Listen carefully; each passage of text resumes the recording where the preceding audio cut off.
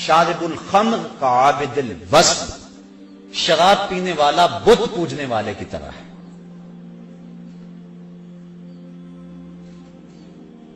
حضور نبی رحمت صلی اللہ علیہ وسلم نے ارشاد فرمایا کہ جو شخص دنیا پر شراب پیتا ہے اللہ قیامت کے دن اسے طینۃ الخبال پلائے گا۔ صحابہ نے عرض کی حضور یہ طینۃ الخبال کیا ہے؟ فرمایا یہ جہنمیوں کے زخموں کی پیپ ہے، اور علماء کہتے ہیں اتنی بدبودار ہوگی اگر اس کا ایک قطرہ اب دنیا پہ ڈال دیا جائے، انسان تو انسان رہے جانوروں کے دماغ بھی پھٹ جائیں، اتنی بدبودار ہوگی، اور گرم اتنی کہ اگر ایک قطرہ احد پہاڑ پہ رکھ دیا جائے تو پہاڑ پگھل جائے۔ اس کو کہتے ہیں طینۃ الخبال۔ تو طینۃ الخبال ان کو پلایا جائے گا جو شراب پیتے ہیں، اور اللہ تعالیٰ نے شراب کی حد مقرر کی ہے کہ اس کو کوڑے مارے جائیں۔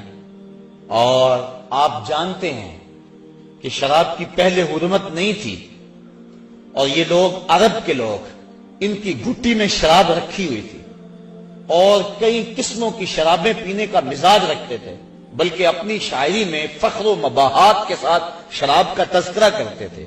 1000 کے قریب شراب کے نام ہیں لغت عرب میں، اور اس قدر ان کے لیے فخریہ بات تھی۔ اور جب حکم نازل ہوا کہ شراب حرام کر دی گئی ہے تو لوگوں نے مٹکے توڑ دیے، یہاں تک کہ جو نالیاں تھیں ان کے اندر شراب ہی بہتی چلی جا رہی تھی۔ ادھر حکم ہوا اور ادھر تعمیل ہو گئی۔ یہ تھی ان کی زندگی، وہ حکم کو ترجیح دیتے تھے۔ جب حکم ہو گیا، ایک دن حضور خطبہ فرما رہے تھے، کچھ لوگ کھڑے تھے تو حضور فرمایا بیٹھ جاؤ، تو ایک صحابی گھر سے نکل رہے تھے، ابھی گلی میں ہی تھے، انہوں نے وہاں سنا تو وہیں بیٹھ گئے، کہا حضور نے کہہ دیا ہے بس عمل ہو گیا۔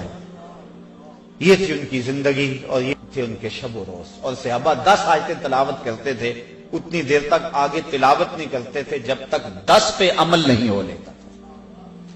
تو شراب ایک ایسا عمل ہے کہ جس کی سزا بڑی سخت ہے، دنیا پر بھی اور آخرت کے اندر بھی۔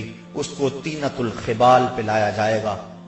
شرابی کی جو سزائیں ہیں اور جو اس کی تباہ کاریاں ہیں وہ تو ہیں، لیکن اس کی ایک بہت بڑی سزا یہ ہے کہ جو شرابی ہے یا اور بھی کسی طرح کا نشہ کرتا ہے اس کو مرتے وقت کلمہ نصیب نہیں ہوتا۔ اللہ تعالیٰ جل شانہ ہمیں اس سے محفوظ و مامون فرمائے۔ کبیرہ گناہوں میں سے ایک گناہ النیاحہ، جب کوئی شخص فوت ہو جائے تو نوحے کرنا،